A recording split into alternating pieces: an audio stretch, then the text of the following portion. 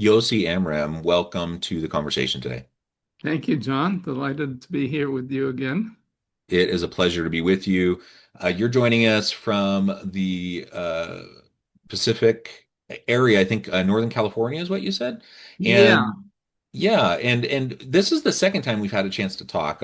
We were talking in the pre-interview. I was trying to remember maybe a couple of years ago we had a really nice conversation. It's great to be able to reconnect, to have another conversation and explore really our topic for today, which is leveraging spiritual and emotional intelligence at work as leaders with our teams, etc. There's all this talk about emotional quotient, emotional intelligence, which of course is important. But there's this kind of related, um, congruent kind of piece that, the spiritual intelligence, that I think is also important. And sometimes when someone uses the word spiritual, I think they automatically their mind goes towards like organized religion or things like that, which certainly have spiritual practices built within them, embedded within them. But it doesn't have to mean that. Like there's the spirituality is much beyond organized religion and those sorts of things. So we're going to unpack this, explore this together today, and see how this can be leveraged at work in a way that will help us to be better leaders, lead better teams,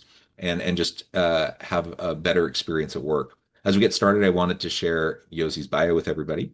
Yosi Amram is a licensed clinical psychologist, a CEO leadership coach, and a best-selling and award-winning author. Previously the founder and CEO of two companies he led through successful IPOs. He has coached over 100 CEOs, many of whom have built companies with thousands of employees and revenues in the billions.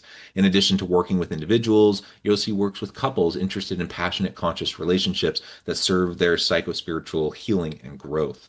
With engineering degrees from MIT, an MBA from Harvard, and a PhD in psychology from Sophia University, he is a pioneering researcher in the field of spiritual intelligence, whose research has received over 1,000 citations. I could go on. There's so much really cool stuff about your background, but I'm going to pause there. Anything you would like to highlight by way of your background or personal context before we dive on it? no, I think you covered the basis, and thank you for the kind introduction. And I'll hope not to disappoint you and the audience after. I don't think that's possible. Well, let's dive on in and you can Is that a frame up. challenge? That is a challenge. That is a challenge. Okay. Let's dive on in and frame up for us what you mean by spiritual intelligence. I teased it a little bit in the intro, but yeah, what does that mean to you?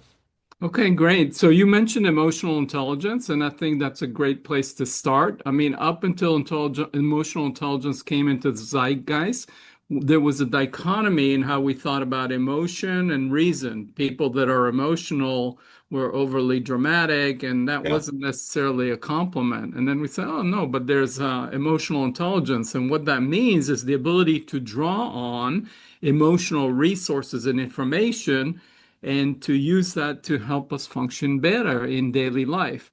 So, by analogy, what is spiritual intelligence?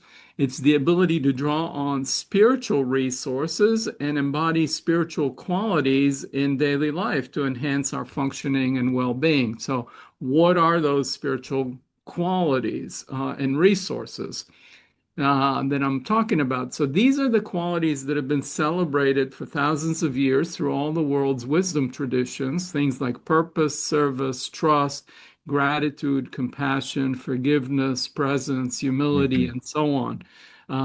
And it's that ability to embody these qualities and draw on them as resources in daily life is what spiritual intelligence is.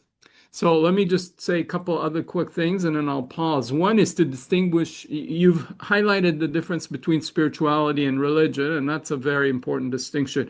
But I also want to highlight another distinction within spirituality, which is there's spiritual belief Mm. and there's spiritual experience. So spiritual Yeah. belief might be believe in higher power or the immortality of the soul, whatever. Those are spiritual beliefs. And then there are spiritual experiences. One could be meditating and have our ego dissolve. We can experience oneness while walking in the forest, etc. So those can be all important. But what spiritual intelligence is not about belief or experience.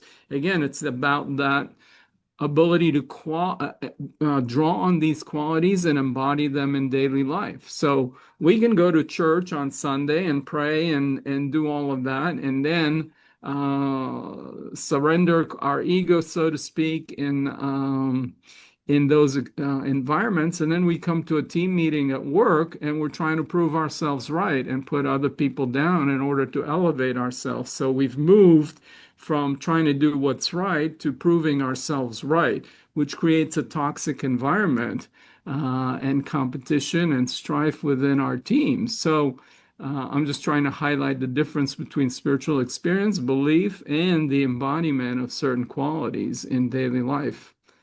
Yeah, and I appreciate you listing out all of those, very, like you said, any kind of spiritual tradition or major religious tradition tends to emphasize those elements, those components, right? And so regardless of where, someone in the audience is in terms of their own kind of belief or practice, you can be an atheist, an agnostic, whatever, or you can be fully into any of these religious practices. That doesn't really matter. Like that's not the point.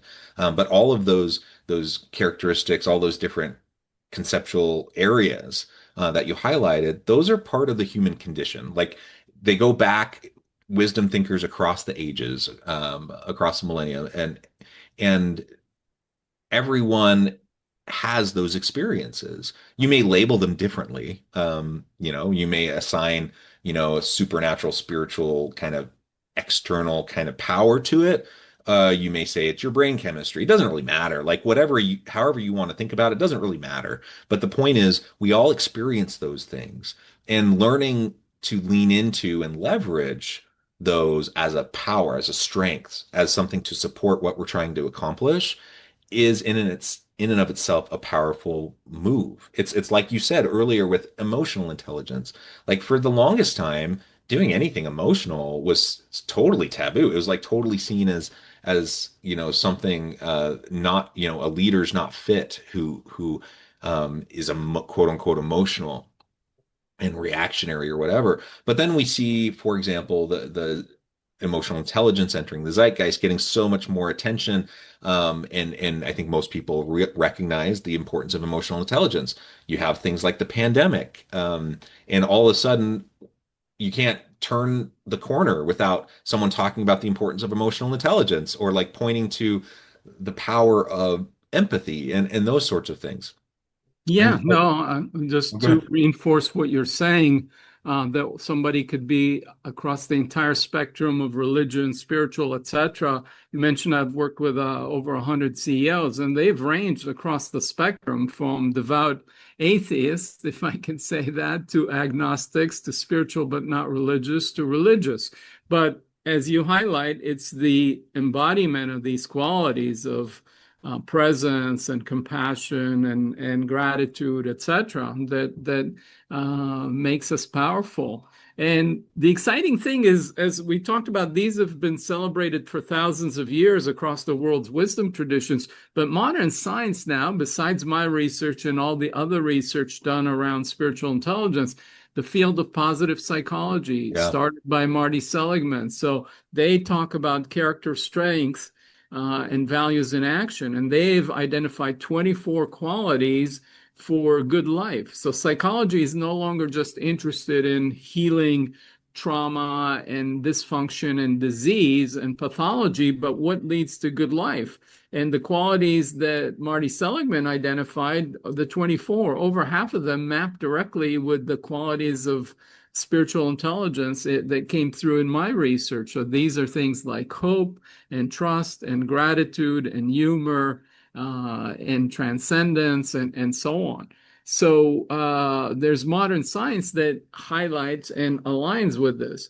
And another field, the field of leadership development, studies done by Bain and Company, which is one of the top management consulting company in the world. They've studied thousands of employees and companies and looked at what is the difference between inspired and just people going about doing their jobs. Employees that are inspired are twice as productive, is what they found. And then Mhm. they looked at what were the qualities in leaders that got employees inspired. And it was things like servant leadership, Yeah. centeredness, presence, empathy, compassion, listening.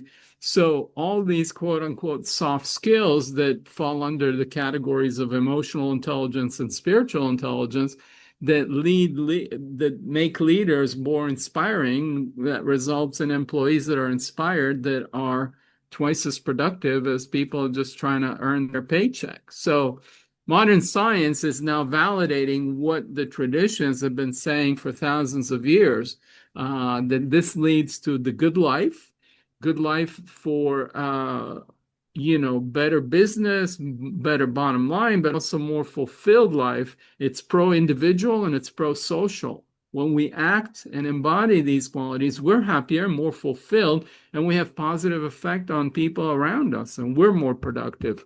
So my research and all the follow-on research has highlighted now that spiritual intelligence contributes to our satisfaction, quality of life, mental health, resilience, individual productivity, group productivity, and so on. Yeah, which again, whether you know, I'm trying to think of this from the perspective of a listener who's like, oh, here we go. This episode today, it's all woo. It's all about spirituality. And so they're kind of quick to dismiss it. And I suspect that there's a subset of the audience who maybe that was their first initial reaction. And I would encourage you like to really open your mind and be willing to explore this with us for the next little while. If you don't like the word spirituality, fine. Substitute it with positive psychology. Substitute with any of these other things, very research backed areas that have lots of evidence to support all the things that we're supporting or suggesting and talking about today. And there's really no question that these areas lead to happier, more fulfilled lives, the good life for individuals, and that they lead to better teams, that they lead to better organizations. All you have to do is step back and think about like the best places you've ever worked, the best teams you've ever been a part of, the best boss you've ever worked for. And these elements are going to be present there, and so these are the types of things we want to try again, regardless of what label you want to slap on it. These are the types of things we need to be proactively thinking about how we can really reinforce, embed, and systematize even to the extent possible, like just so it's part of the culture and part of really what the experience is at work. And that's where I want to go next is, really what does this mean? So if we can acknowledge that yes, these areas of spiritual intelligence, of emotional intelligence, that all of this matters for work and it matters for leadership. Where do we go from there? Like, how do we start to put this into practice? How can I today as a leader, walk away from this conversation and do something that will move the needle and make my leadership better, make my team stronger? Well, I think I would say a couple of things. So, first is the practice of gratitude and appreciation, very simple. So, we used to think, oh, happy people are grateful, but it turns out that grateful people are happy. So, make a habit every day to, at the end of the day, think through what are two or three things that people around you or things that happen to you at work that you're grateful for and you appreciate, and that will improve your mood. And then once you've kind of gotten into the habit of doing that, go to the next level, which is appreciate those people as soon as you can in real time. It's kind Mm. of a Pavlovian conditioning, if you will. If you give people appreciation, they like it, and then they'll go the extra mile to do things to earn that. So the practice of gratitude reinforces people in doing good work and improves their morale and motivation. So that would be one thing. The second thing I would say is practice real presence and attentiveness and listening, or mindfulness, if you want to call it that. So, we're so distracted and overwhelmed with all the information coming at us, competing for our attention, whether it's text messages, email, social media, and, whether it's in our professional or personal lives, you see people distracted by their phones, and when you are working with a colleague, coaching as a manager, as whatever, and people are distracted, you know that the quality of the interaction, the creativity is going downhill.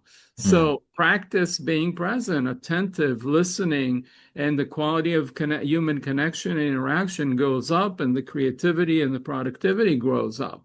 So those are a couple of things. The other thing I would add is find your purpose and align your purpose with the organizational mission and purpose. So we all have unique skills and talents as human beings. Some of us are really good in math and science, and maybe we're destined to be programmers or whatever. Others are have great human skills, and maybe in a business context, we're great customer support people and make people feel cared for, etc. Well, whatever our scale, maybe we're great graphic designers, and we do things visually, and we could work on ad campaigns and design user interface design, whatever it is. But ask yourself, what are my skill, talents, and superpowers? How can I actualize them? And when I actualize my skills, talents, I feel a sense of mastery and fulfillment. I'm actualizing my potential, and I'm naturally going to be good at it. And then when I could align those talents with the organizational mission, then I'm contributing and I have a sense of belonging, and I'm embedding myself into the mission, and I become a critical link component to support that. So as leaders, always ask ourselves, and as anybody at any level of the organization, what are my talents? How can I use them to contribute? Because that gives our life meaning, a sense of actualization and mastery, and a sense of belonging and connection and contribution, which is so fulfilling. So purpose, I'm talking about gratitude. I'm talking about presence. So those would be three things that anybody could do. And, as you highlighted, it has nothing to do with your spiritual belief system or not.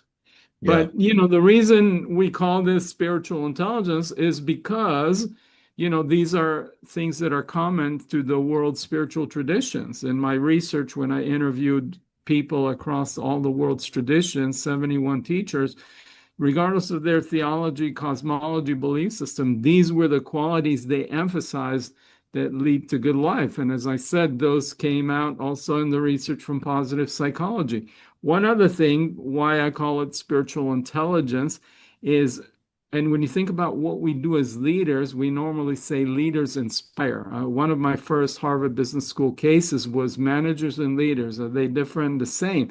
Managers are clearly important. We manage resources, we make decisions, but leaders inspire. And what is the root of inspire? It's spirit. What is spirit? It's the animating breath of life. So we commonly say, we ask our friend, how's your spirit today?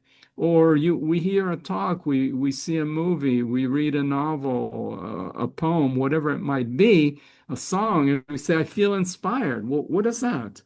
That it's a felt sense of coming alive, where our life force starts to vibrate and pulsate and motivate and energize us. So, as leaders, we're here to inspire others through our vision, through our sense of purpose, with the mission. But we can't do that until and when we are inspired ourselves. So, leadership, first and foremost, is an inside job, and you got to be Hmm. inspired to inspire others. So, and what does that mean? That means connecting to our life force energy. And that's what spirit is. It's our life force energy. And when we're connected and rooted to our life force energy, these qualities naturally emerge and we get inspired. And then our life force in its full power, we feel aligned rather than divided. And that makes us most powerful. We're not pulling in different directions within ourselves, we're not torn, which weakens us. So I hope I'm making sense. Yeah, absolutely. And I like this language. And again, I can recognize how maybe for some people the language that is being used might turn them off a little bit if they are really more like atheists, secular humanists, or anything like that. Just to reiterate, none of that matters. Like none of the your belief, your spiritual beliefs, your practices, that doesn't really matter. And so personally, I love the way this is being discussed, and I love the framing, and I love thinking about it in these ways.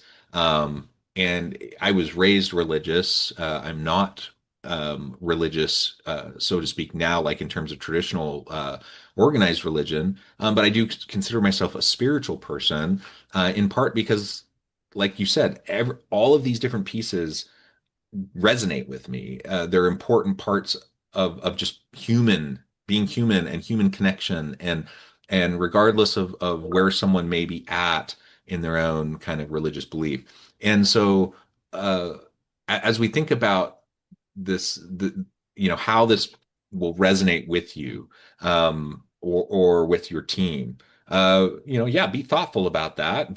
Know your people, know what may connect more with them or resonate more or less with them. But everyone believes in the importance of trust, right? Everyone believes in the importance of empathy, pretty much. Everyone recognizes the value of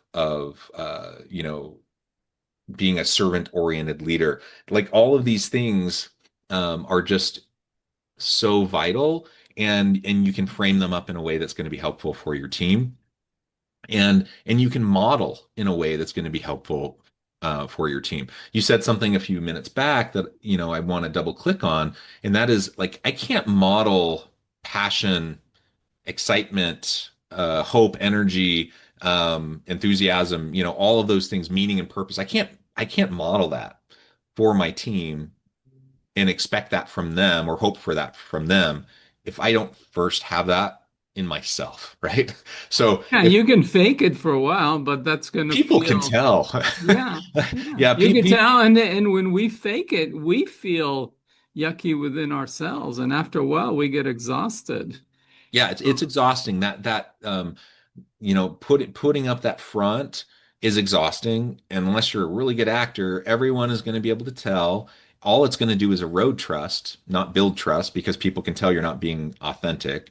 You're not Yeah. being true to yourself, and ultimately, it's just going to undermine what you're trying to do. And so, but if we can learn to have that within ourselves, then all of a sudden, yes, we can people can also tell when you actually are truly excited and passionate and enthusiastic about what you're doing. They can tell that, and they can tell if you actually genuinely care about them as a person, as a human being. Like I'm not just going through the motions, saying the things they know. I know that they expect me to say, like, but I actually care about them. When you do that, people can tell, and then all of a sudden you're unlocking like this new little piece in the relationship that will not only give them permission to do the same things, but model for them how to do that in a way that's going to help them to be happier, more fulfilled, and more successful in their work. And then your team can start to thrive. And in many cases, I think it does require a bit of a culture shift because so many people are used to the buzzwords, the jargon.